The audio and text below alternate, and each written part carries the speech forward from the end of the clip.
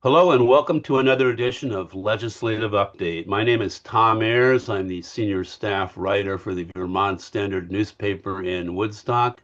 And my guest, as always, is Representative Charlie Kimbell of Woodstock, also representing Plymouth and Reading in the state legislature. Hi, Charlie. Morning, Tom. Great to see you again. Well, it's been quite a week. It's been quite a session of the legislature, and we come to this. We've been talking about education transformation for much of the session and much of these weekly get-togethers here on Legislative Update. On Friday, things really came to a dramatic impasse between the Senate and the House versions of the Education Transformation Act. Can you give us a little bit of a distillation, as simply as you can, of what the conflict between the Senate and the House versions is all about and where things stand? Sure.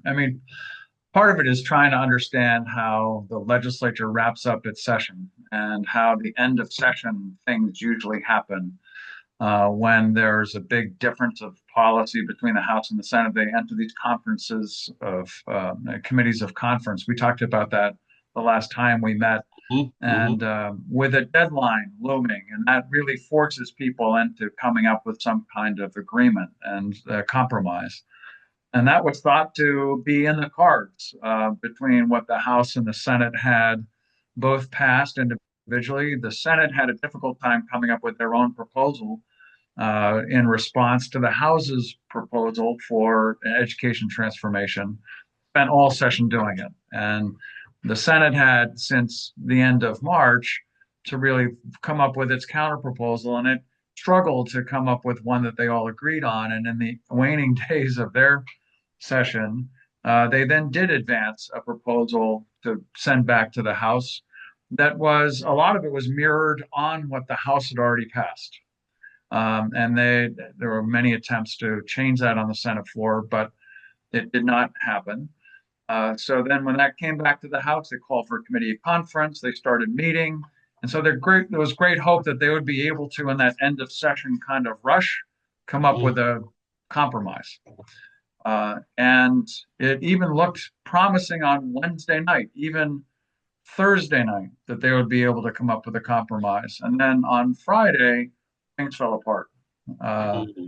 and it fell apart because I'm not sure why, because they moved through some sections on governance and some other things that seemed to have agreement. But when it came down to finances, it all just fell apart. The Senate conferees came back with a proposal that was totally different than what the House had passed and then what the Senate had passed.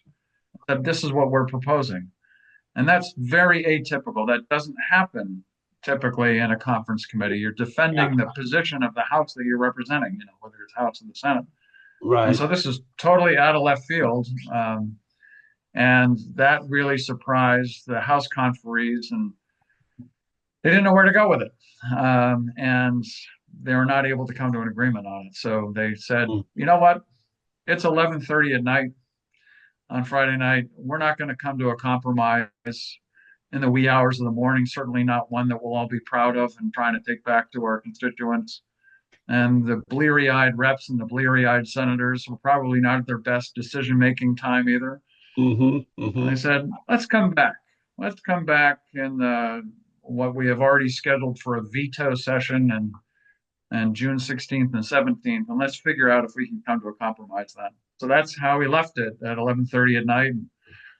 People left trying to figure out, do I spend the night or do I just pack up my stuff and go home? And I Mm-hmm. decided I'd go pack up the stuff that I had in the dorm room where I'm staying and throw it in the truck and then come home. And yeah, late night. Are you able to distill without getting too deep into the weeds what the differences in the basic differences in the funding strategies are between the two packages? I know that's an extraordinarily complex question, and I'm not sure it can be easily, you know, Yeah, summarized. yeah. There's two basic things. One is this foundation formula that was spoken about many times that the House had adopted. that came out of a cost factor approach developed by a professor at the University of Vermont and her colleague as to how to actually figure out how to pay what the base amount is and the weighted amount is. The foundation formula, the House is committed to that. And saying in 3 years, we want to use this foundation formula to pay for education in the state. The Senate came back and said, we don't believe that saves any money. Would like to totally change what the foundation formula looks like. We want to use these weights for students and not use the weights that came out of that. And so it was a totally different approach. It was like, Mm-hmm. we're going to reduce the amount of money that is going to be, some of it I can't even follow, to be honest with you. Yeah. Yeah. And it's like, all right, well, that's different. So it was really unpredictable. There was a lot more leeway given to private schools Mm-hmm. or independent schools, I should say, in the Senate proposal. There was also um, a greater allowance for independent schools, for instance, to have a lower share of their students having public monies paid into them. So it really opened that. So those are some of the points of contention. Mm-hmm. But really, and then there's a transition of going from where we are now and how we fund education to what that future state looks like. And um, the Senate actually come up with an idea of how to do that, which was not a terrible idea. It actually looks pretty good. But in practice, like someone like Mountain View's school district, they're looking at the amount of money that came out of a spreadsheet that was saying if you applied this formula today, what would be the amount of money that you would receive, and compared to what you're currently receiving, it's a drastic difference. And but that's assuming that we don't save any money on special education before that formula foundation hits or foundation formula hits. And we know that special education costs have been doubling almost every year. So it's like there's some things that we have to address that are, driving up costs, healthcare costs. So we just passed some other legislation that's going to reduce healthcare costs. At least we hope so. So anyway, so those are some of the things Yeah. there. So that goes to a question that has been somewhat confusing to me and in the public mind, and that's the question of timing. Yeah, When does all of this kick in, both from the foundation funding formula standpoint changes, and then the longer term issue of school construction funding, which of course is a hot button issue here in the Woodstock area and in the Mountain View School District. Um, there's there's been expressions of concern about this so-called $6 million shortfall that would happen yeah, under the current Senate funding formula, but it's not clear when that would happen, yeah, if it happened. And then there have been some increasing expressions of concern, including at the most recent meeting of the Woodstock Select Board last week on the part of school officials and board representatives about what the future may hold for Woodstock Union High School and Middle School as a physical facility if school consolidation were to dictate that possibly a new high school and middle school be built in Windsor or in Hartford or mm. somewhere else. So I'm conflating a bunch of issues here, I realize, but yeah. the timing of all of this is quite confusing to the public. It is.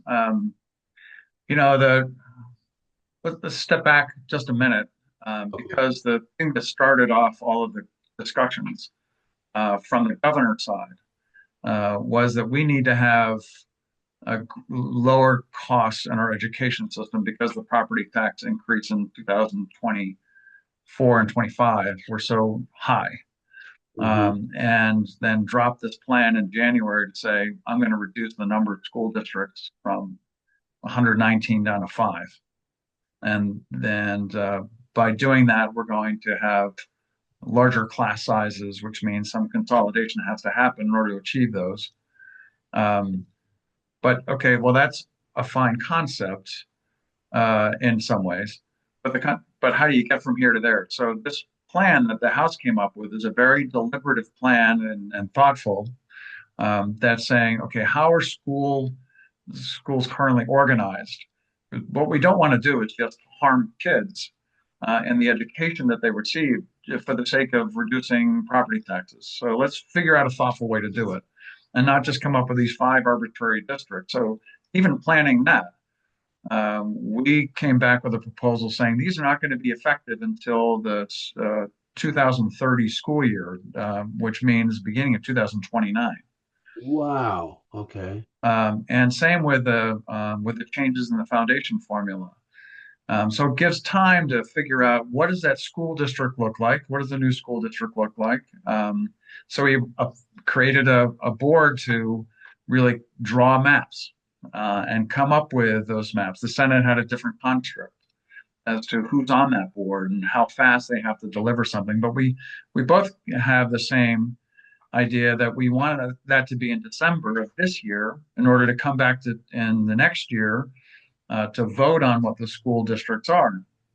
And this is not an easy process. I mean, that alone, to try to come up with what those new school district lines are, it's like the reapportionment for voting districts. It happens Absolutely. every, it takes a long time to figure out Yeah. based on the Yeah. census. So that's just one piece. I mean, the second piece is, once you have that, you have to elect new school boards. So when is that happening? So the timeline that we created, we needed to have a very detailed map of all the effective dates at which they could occur and when was it possible. So something simple, just by an example, we wanted the State Board of Education work with the Agency of Education to come up with one set of graduation requirements across the state because it varies by district right now. It's not the same. Wow. So we said, we want you to come up with one consistent graduation requirement. And they pushed back saying, well, by when? Like, well, all right. So the expectation we had, I think, was for 1 year, and it could be longer than that. Anyway, but they pushed back saying it's going to take us longer than that. The second one was we want the same school calendar across the entire state because that affects both the career and technical education centers and every school district as well. As to Mhm. when people are going to be able to, have school holidays, when the classrooms are in session, everything else. And they said we need an extra year in order to plan that. So those things seem simple, but Yeah. then when you actually try to achieve them, there's reasons why people push back and say, no, you can't do it that fast. So even with all that, if you have new school districts, you come up with that, and then you say, all right, well, if we're going to have larger high school classes, where are those classrooms going to be? This is getting back to your question about like Mhm. Mountain Views and Windsor and Hartford. Where's the best location for a school? Is it the existing facilities? Maybe. Do they have to be new facilities? Maybe. So you have to answer those questions too. So there's a whole separate school construction task force set up to manage that. And that actually has survived both versions of the bill. So I'm very happy about that with the Mhm. state aid for school construction and the school construction. But then in terms of prioritizing what schools get built when, according to the priorities of the state, I tried to put in something that said any schools that have been previously approved by the Agency of Education would move to the front of the line for state aid for education. Well, that's fine, except there was really no approval by the state Agency of Education for schools. Woodstock or Mountain Views High School had previously been approved for their school construction costs to say, yes, we agree that these are reasonable costs up to Mhm. this dollar amount, Mhm. so that they would be exempt from the excess spending threshold. Mhm. Except that excess spending threshold was then taken out, or the exemption from excess spending was taken out by the legislature at the suggestion of the Joint Fiscal Office and others to make sure that no new schools were built while we're going through this transformation. But Colchester voted a $100 million school budget or school renovation package. so that they could renovate not only just one school, but many of their schools. You've got Burlington still going online. Mhm. Some school projects have come up for a vote, like the one in White River, the White River Academy up in South Royalton, which did Mhm. not pass. That failed. But Multiple anyway, times. multiple Multiple times. times. So you've got this obvious need for a new facility here in Woodstock. You've got all these problems happening to the school and Hartford around PCBs and other issues being discovered. So a large part of their school has to be closed off, classrooms closed off. So that's a priority. So what are you going to do in the meantime? Do you build a new school when the state aid for school construction hasn't yet really gone live and the new school districts have not gone live? So it's a really unsettled time for that. So the Mhm. timeline that has been proposed in the legislature to come up with this whole transformation is not only just effective in 2029, there's also the financial pieces of that for the foundation formula and are you going to have that transition Mhm. and finances because some schools right now don't get enough resources for what they should be spending on their children.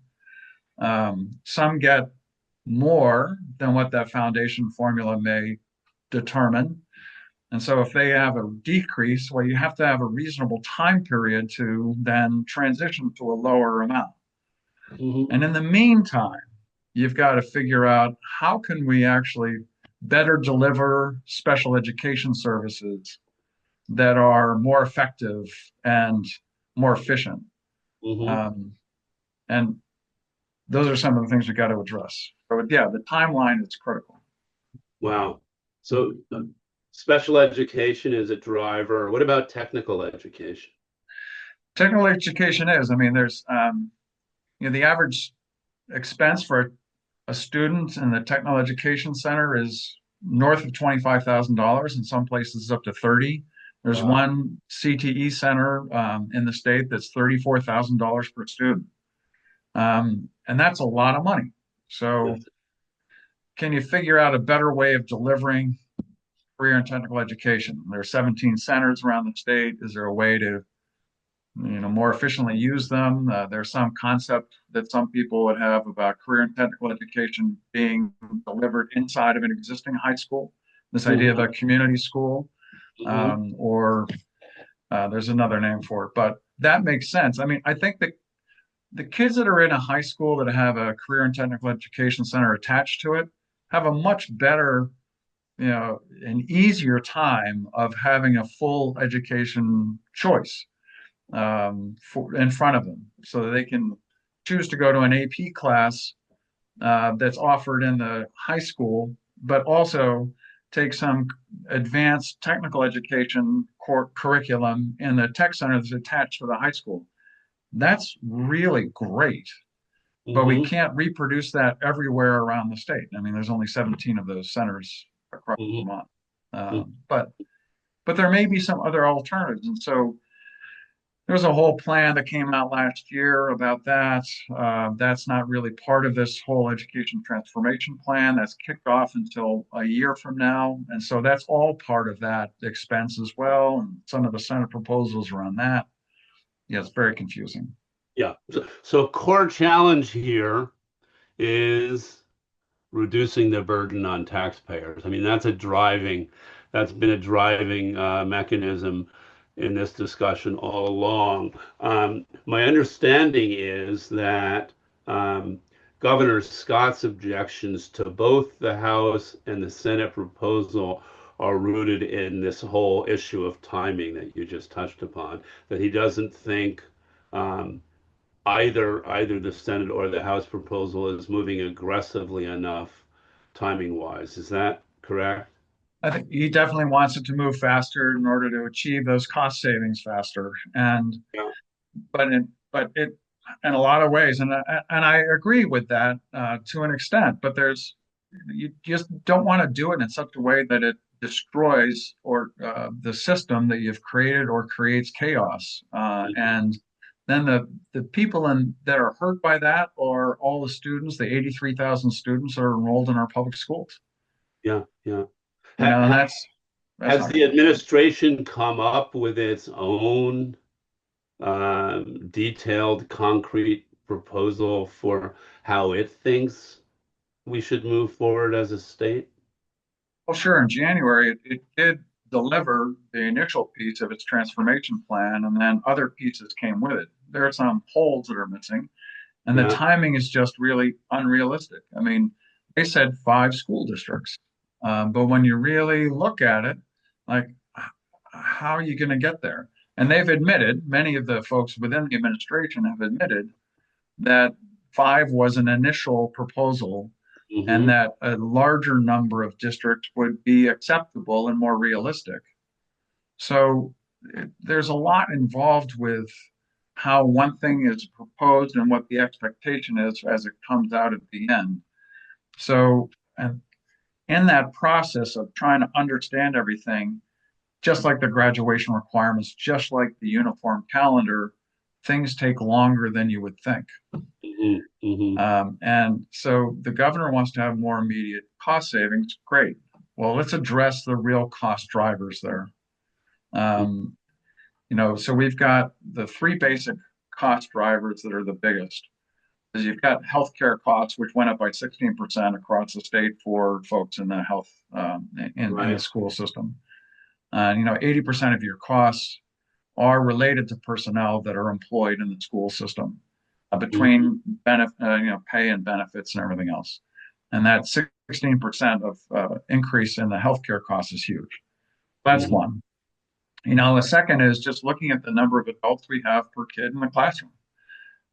So it's not just the teacher student ratio, it's all the other ancillary services as well, where Vermont has the lowest uh, ratio of students per staff member in the country. So you have to address where can you move out of that? And there's two other things. But that's often because of class size, maybe because of class size. And then you can't really consolidate those classes that quickly by doing that. Um, a third thing is just looking at the number of buildings we have for the number of students we're trying to support. And we have a lot of buildings because of our rural nature. Hmm. Um, Absolutely. and again, we come down to special education as a major cost driver. Um, and that is a necessary function to provide an education for all students, regardless of their abilities. And it's important that we provide that, but we have had escalating costs in special education. We've got a part in the bill, and that both the House and the Senate have agreed that that's something that we have to look at. I think in extraordinary costs last year, we had an increase of $70 million. Like, Mm. well, that's quite a bit. That's quite a bit of money. What has been driving those special education costs well over and above general education costs? Um, we try to make a transition from what was called the reimbursement model, where schools were reimbursed for education services they provided for students that are identified as having disabilities. Hmm, Um, and we changed from that to a census block, which would say instead of trying to micromanage what you're doing at the school level and trying to then get away from the idea of identifying more students that were eligible and then getting that higher reimbursement, hmm, to then saying, here's a pot of money that you can have based on the number of students you have in your school system. And you can apply both some intervention education and use that money more creatively to provide those services. There's all sorts of legal requirements, and I'm definitely going to get some of those terms wrong. hmm. But with the idea that it would be more efficient and it would be cheaper. Now, that particular act was never fully implemented, partly because of COVID, a large part because of COVID, and then because things just happened. So that could have resulted in that, but it really hasn't resulted in that. So that's part of the issue. The other part of the issue is that during COVID, we had a lot of stress on our kids, and a lot of mental health stress. Mm-hmm. And that was somewhat addressed by some federal monies that were brought into the schools to help staff up for that and deal with that. And that federal money's gone away. Mm-hmm. Rest is not. Okay. And so those mental health services are still necessary, and the school has to provide them. But that is not being funded by the federal government anymore. That's coming on the backs of taxpayers. So that's still a very real part of what's keeping our expenses high. Mm-hmm. Mm-hmm. So anyway, so all that's to say, it's really complicated to say, let's just save money by reducing the number of school districts, which sure that would, but the just the swath of unintended consequences would be incredibly wide Mm-hmm. for the students. So you have to do it thoughtfully, carefully, and with a good plan. Yeah, yeah. And of course, the whole issue of parental and local control is woven all through this as well. Small towns, rural areas do not want to give up their local schools easily. Um, there's the whole issue of transporting students across broad, geographic expenses to regional schools, and the cost of that, not to mention the amount of time it takes out of each family's day for a Yeah. kid to get to a school. I'm making this up, but 20 miles away in each direction. Mm-hmm. Um, it's an extraordinarily complex issue, without question. It is, and the notion is to keep the early grades as close to home as possible. Okay. And the kids really benefit on a regional level when you get to middle and high school. And that's where you need a greater diversity of opportunities for students of that age. Hmm. And so, but it's still, even with, you get two small elementary schools that are fairly close to one another, what are you going to do there? Right. Um, So, so, so the legislature is coming back together for this veto session, 2-day veto session, to reconsider all of these matters on June 16th and June 17th. yes. Uh, my understanding is that in the interim, you're using procedural methods in both the Senate and the House to forestall adjournment and keep in deliberations, but you won't actually all be gathering in Montpelier over the next week and a half, No, correct? that's right. That's right. And it's important that technically we are not adjourned and we're just in recess for some various considerations as to what can happen. The Committee of Conference has not yet laid out a plan, the Committee of Conference for the Education Reform. I talked to by email with one of the conferees on the House side, and they don't yet have a schedule to meet with their counterparts in the Senate. I think that'll develop over the next few days as to what they can realistically do ahead of time, because to just go back to where they were on Friday in on June 16th may not be that productive.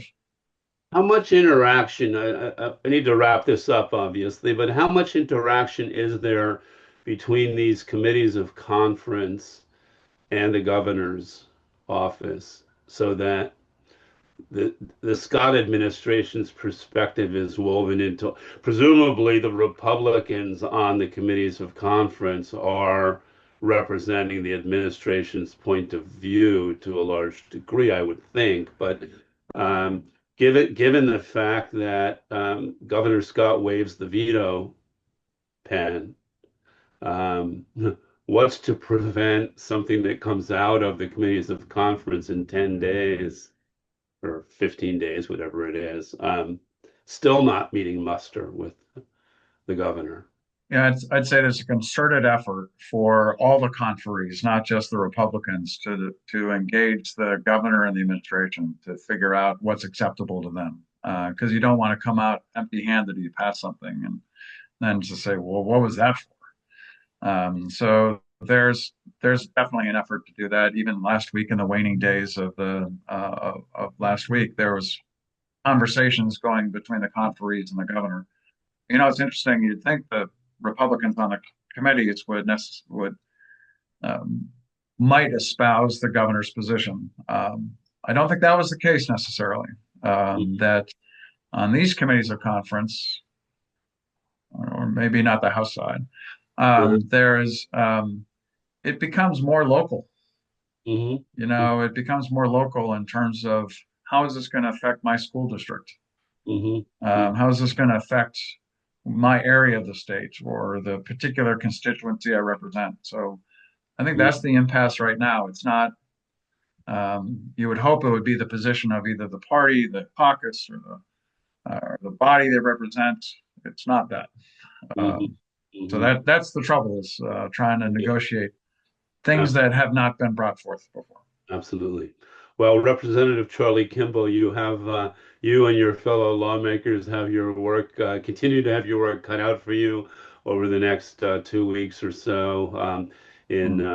in consultation with Governor Scott and his administration, and with one another through the conference committees. We'll continue as we have throughout this session to stay on top of it. See you again next week to catch up on how things are going, presumably, and then certainly 2 weeks hence, when those veto sessions are happening, we'll have much to wrap up in the wake of those. So um, I want to thank you for trying to distill down an extraordinarily complex education transformation issue into a way that the public can grasp it and that we can all grasp it as best we can. So thank you, and we'll see you again next week. We're speaking to you again, Tom. All right, All thank right. you. Take care.